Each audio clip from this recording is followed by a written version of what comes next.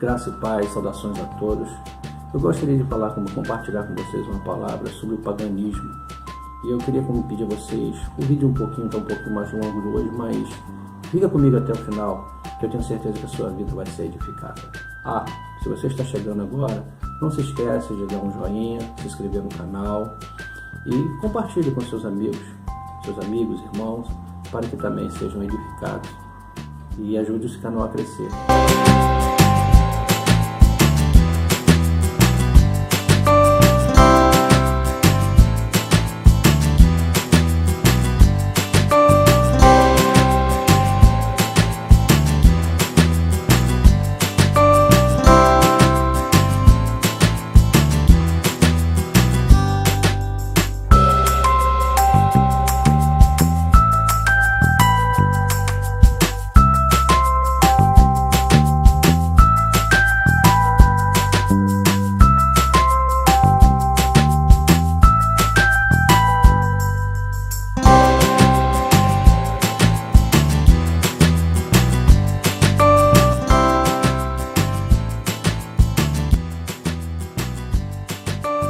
Gostaria de compartilhar uma palavra com vocês que se encontra no livro de Mateus, capítulo 24.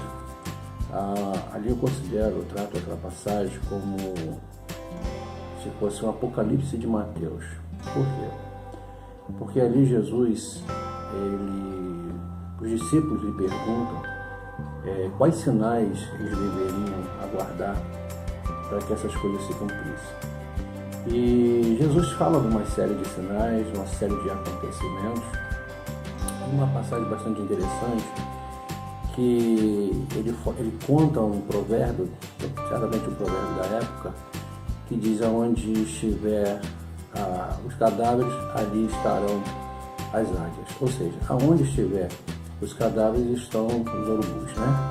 Os abutres, os animais que comem carne, né? Que ali quer dizer as rapinas, né? Que comem carne. Então, nós observamos que ele fala duas vezes para ter cuidado com determinados elementos, determinadas situações que aconteceriam dentro do contexto cristão, que fala sobre os falsos mestres.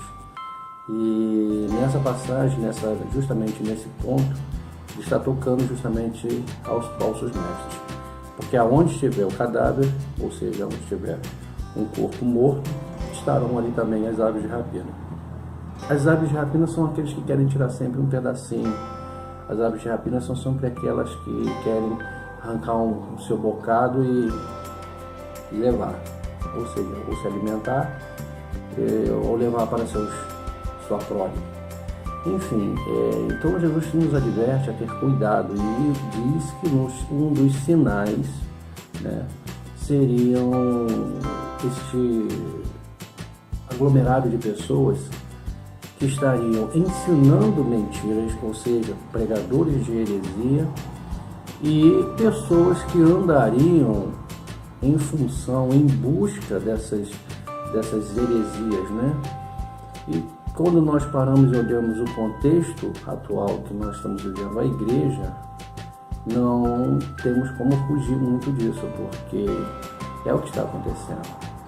Hoje nós temos na igreja, nós temos balada gospel, nós temos canhões de luzes, nós temos fumaça, nós temos luzes coloridas. Hoje já não são mais servos e adoradores, mas eles querem ser auto-intitulados como artistas, são artistas do meio evangélicos, e pregadores que também são artistas.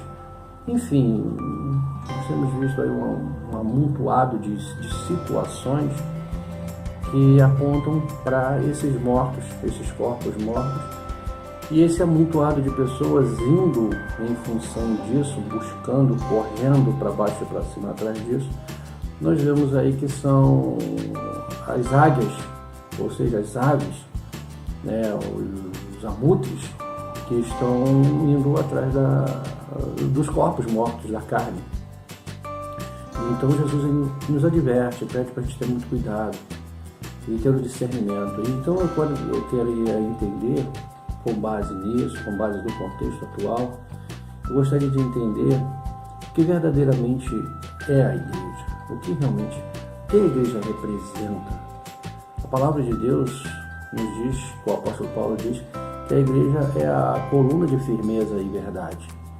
Se ela é a coluna de firmeza e de verdade, então será que as coisas que estão acontecendo, elas são verdade? Será que todos esses movimentos, será que tudo isso provém, será que tudo isso vem do Senhor? Vamos tentar imaginar Jesus dentro desses nossos não, porque graças a Deus na nossa igreja não tem esse tipo de culto, mas nem permito que haja. Já passei por isso, porque eu já fui menino, né? Mas graças a Deus hoje em dia não, hoje em dia o Senhor me sarou. Mas tenta imaginar Jesus dentro de um contexto de culto, aonde uma pessoa está correndo de um lado para o outro, uma gritando mais alto do que a outra, uma coisa assim, frenesi, uma coisa assim meio que descontrolada, como o apóstolo Paulo adverte, né?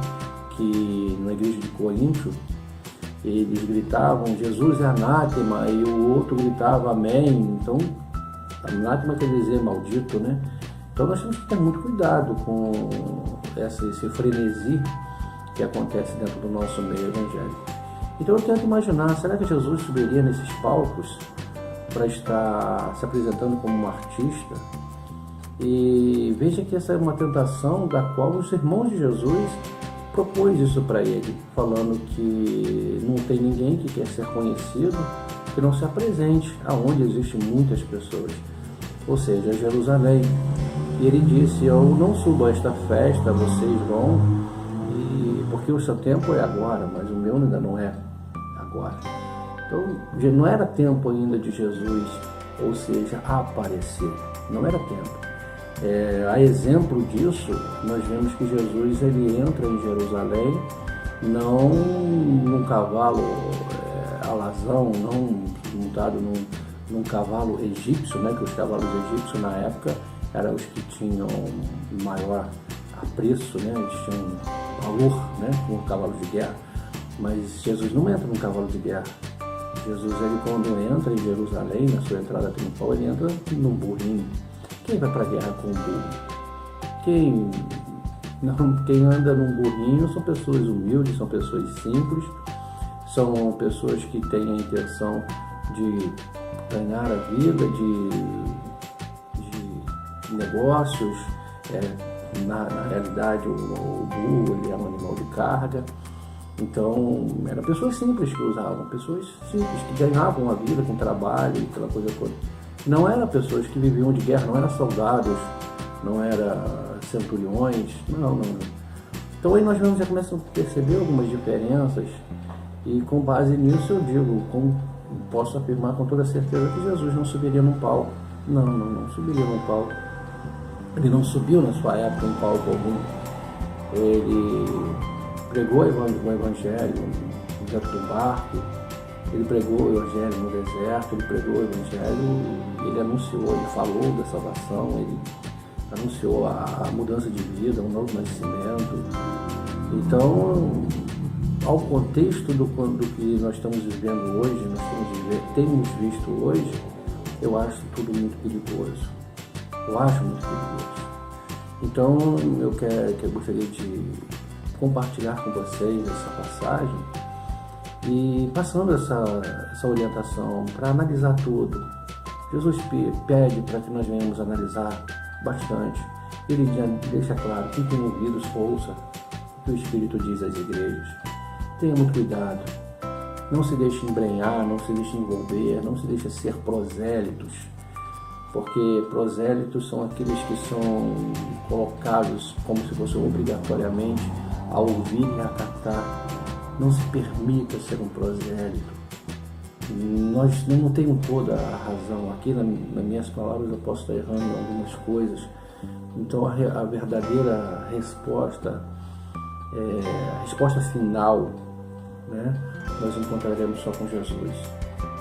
Então o meu conselho é esse: tenha muito cuidado, analise todos os prós e a todos os contras. Peça a Deus o discernimento, peça a Deus o entendimento. As pessoas têm mania de enfocar dizendo, por que quando eu me lembro que uma vez eu perguntei a uma pessoa desses cultos neopentecostais, esses movimentos, e essa pessoa me respondeu, eu perguntei assim, por que eu via na Umbanda todos esses movimentos que eu tenho visto na igreja hoje, e isso realmente é de Deus? Jesus, ele fez esse tipo de coisa? A pessoa não soube me responder se Jesus fez ou não, daí prova a sua imaturidade bíblica, né? E ela disse o seguinte, que o problema é que o diabo imita as coisas que são de Deus. O diabo imita as coisas que são de Deus. Tudo bem, o diabo imita, né? Na realidade, o diabo não está muito preocupado em imitar as coisas que são de Deus, porque ele está mais preocupado em distorcer as coisas que são de Deus, né? Então ele não quer fazer igual, ele quer fazer diferente. Ele quer induzir as pessoas a fazer diferente daquilo que Deus mandou fazer. Mas enfim. Então, eu não consegui entender, eu não consegui compreender por que essa pessoa, ela disse que a igreja, ou seja, na Umbanda ou nos outros cultos afros, né, eles imitam as coisas de Deus. Se eu não consigo encontrar isso como um paralelo bíblico, se não existe um paralelo bíblico que prove que essas coisas são de Deus, por que o diabo imitaria? Então eu acho que a igreja, o caminho está oposto. A igreja, entre aspas, com I minúsculo, ela tem imitado muito ao mundo, tem imitado muito ao que o diabo tem feito, e alguns muito zelosos pela obra de Deus, mas imaturos, acaba caindo, mas graças a Deus, né, ao tempo, acabam se libertando, acabam compreendendo melhor e se afastando de determinadas coisas. Nós temos um exemplo, por exemplo, de quando Davi ele traz a arca para Jerusalém, ele tenta trazer a arca dentro de um carro, em cima de um carro de boi.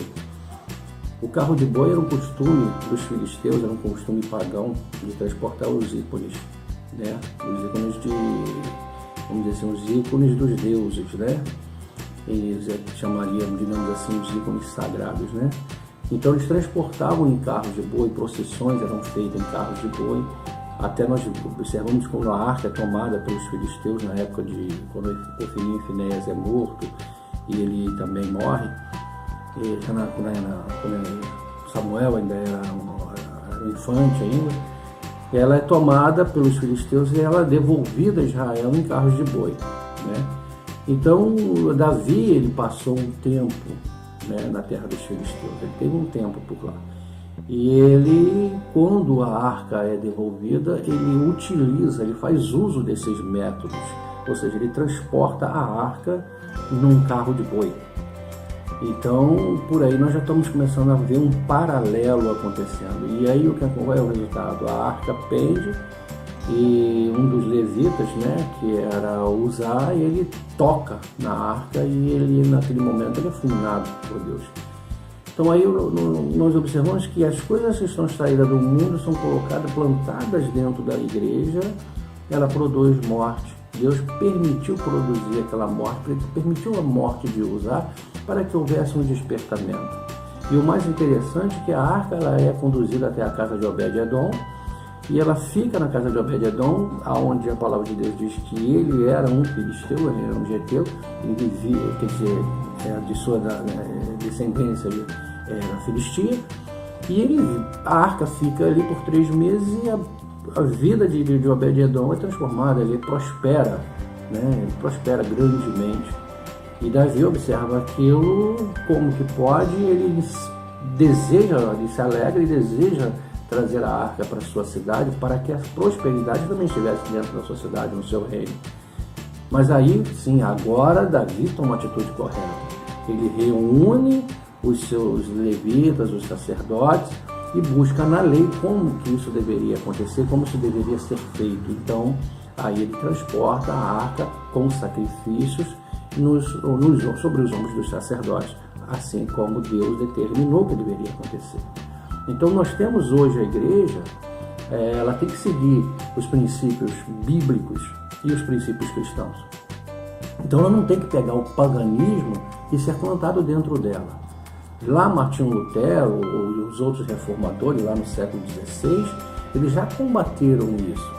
Em todo o percurso da história da igreja, nós já vemos os reformadores combatendo essas tentativas do paganismo de penetrar nos nossos arraiais.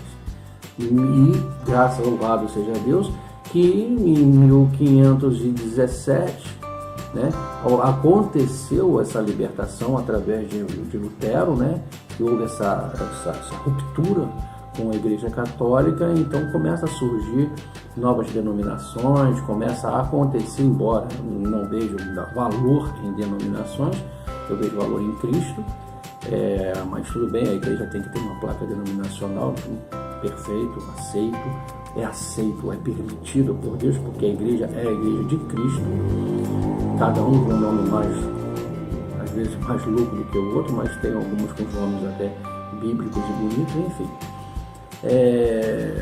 Então, nós não temos que arrastar o paganismo para dentro das nossas arraiais, para dentro da igreja. A igreja, ela tem que fazer a diferença no mundo, e é esse que é o nosso chamado. E aí é que Jesus nos orienta, para que nós tenhamos muito cuidado, para que nós não venhamos a ser uma carniça e as pessoas não venham ser as águias, as aves de rapinas que venham comer das nossas carniças. Então nós temos que ter muito cuidado com isso.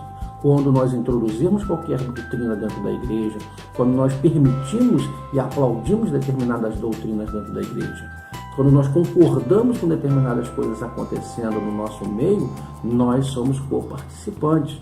Então nós temos que ter muito cuidado. E se eu sou co-participante de qualquer coisa que não seja bíblico, eu tenho certeza que Deus vai me cobrar. Eu tenho certeza que vai haver uma cobrança pela parte de Deus. Então tenhamos bastante atenção, tenhamos bastante cuidado, observemos bem a palavra de Deus, porque eu tenho certeza que se você guardar os mandamentos, andar na palavra de Deus, o Senhor, Ele não te negará nada.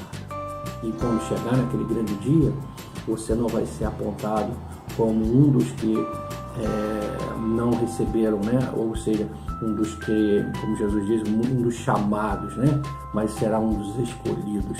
E que para que sejamos um dos escolhidos, precisamos guardar a palavra de Deus. Amém?